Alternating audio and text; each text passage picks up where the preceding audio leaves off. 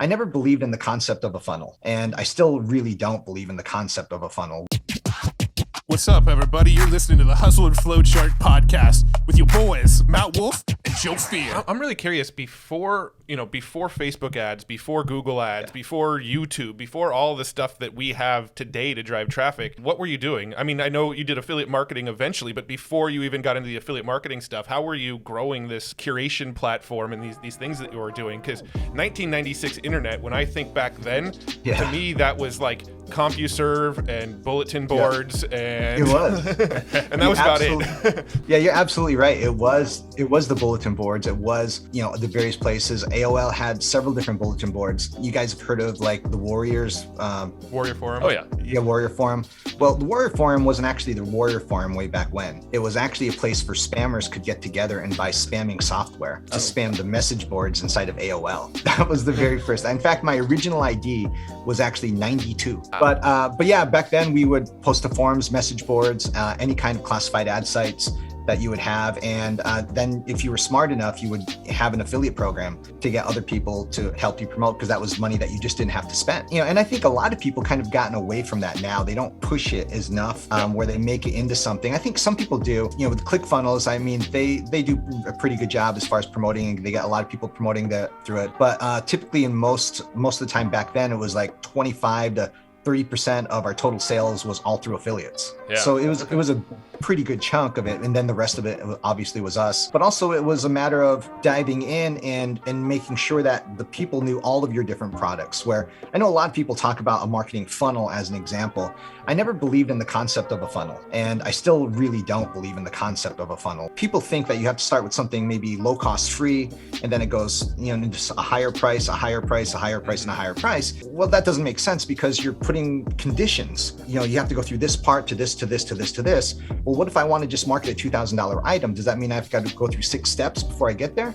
So I always looked at it like a pipeline. Consider like a pipe with like holes in the top of it. Sure. So as people come through, you can just drop an offer in front of them, no matter what it is. And it doesn't matter if it's a $37 or $27 offer, a free offer, or a $2,000 or $3,000 offer. It just didn't matter, because you already pre-qualified them because they purchased something from you already. Okay, so they're in the pipeline, but they already purchased a piece of your software, or maybe in your coaching program or something. Could be anything. The idea is that they purchased something from you already. They had some interaction. So now what you're doing is you're making sure that every one of those people, because here's the problem, even today's day and age. Let's say I had product A, and I got a bunch of people to buy product A from me. Yeah. So I got product A, and then all of a sudden I promote product B, and I get a bunch of people to buy product B. Now, the idea should be to get people from product A to see product B, which is easy. Mm-hmm. But the problem is that people that purchase product B from a different source, they don't know about product A. So what happens is, now that's okay for like 1 or 2 products, but what if you have 10 or 15 different products? How many people didn't hear about all of your different products that you had? So what happens is you're missing out on that. And so there's got to be a system in your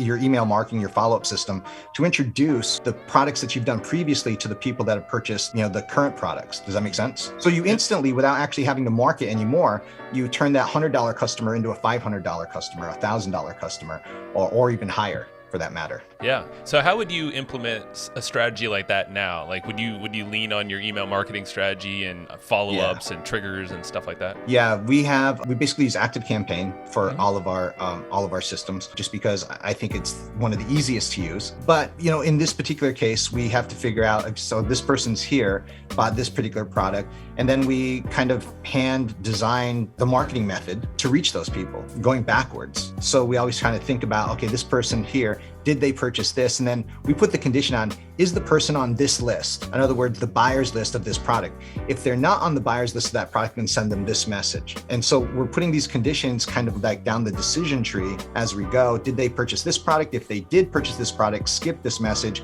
go to this message. So we're putting all these conditions in on every person that actually comes into our system as to what the follow-up system is going to be as they go through. Just like in our email marketing, and here's a great strategy for email marketing. So I noticed that when we send an email out to our list, you'll get X number of people. So let's just say, as an example, that you send an email to your list. Again, we're not talking about new people, we're talking about your list. All of a sudden you send it out, and maybe, I don't know, let's just say you got a 5% open rate. It's okay, right? So most people, again, will just send another message and then another message and another message. And yeah, you'll get a few more people to open it up, and maybe you'll get up to 10% or so. And we're talking like broadcast emails in this. Just a broadcast email, right? What we did is, instead of just repeating that process and just kind of hammering them, what we did is we started sending out messages. And first message, we use what's called the May system. The May system is called morning, afternoon, evening. And so we send out the first message in the morning, and then we wait. And we wait till 1 o'clock. And at 1 o'clock, we say, did these first people actually read the first message that we sent out in the morning?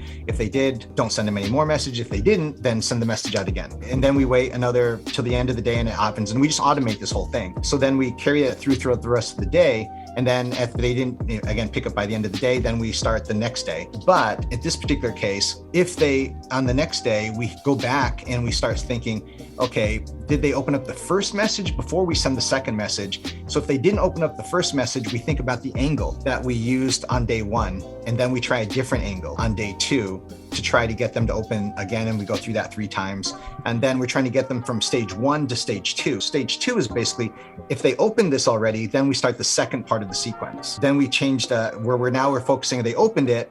But the question now is, did they click on the link? So before you were focused on subject line, of course, optimizing the angle there to get the open first. Well, we already know those people. If they went to stage 2, we know they opened it. So we don't need to focus on the subject line. We just need to focus on the body. So this focuses our attention now on the body. And we can say, okay, how can we get them to click this? Do we need to put a button? Do we need to put a link? How can we emphasize to click on that link more in order to get them to that next phase? And then stage 3. So stage 1 is, did they open? Stage 2 is, did they click? And we will keep them in stage 2 until they click. And then if they move on to stage 3, which is they went to our website, now it's focusing on the actual message in the actual body of the sales letter itself. Did we sell it the right way? Did we have a different angle? And so stage 3, we start changing up why they should buy and the reasons why they should buy this versus something else. Then we'll continue that through until we can get them to click the buy button on the sales letter. And then we start going through the next phase. Did they click the buy button, but did they buy? Yeah, no, I think that puts like a nice little framework around like, how often should I mail in a day, right? That's a common question, is should I mail once a day or more? But if somebody doesn't pay attention to the first emails, then they're not really paying attention. Why are you worried about mailing them more?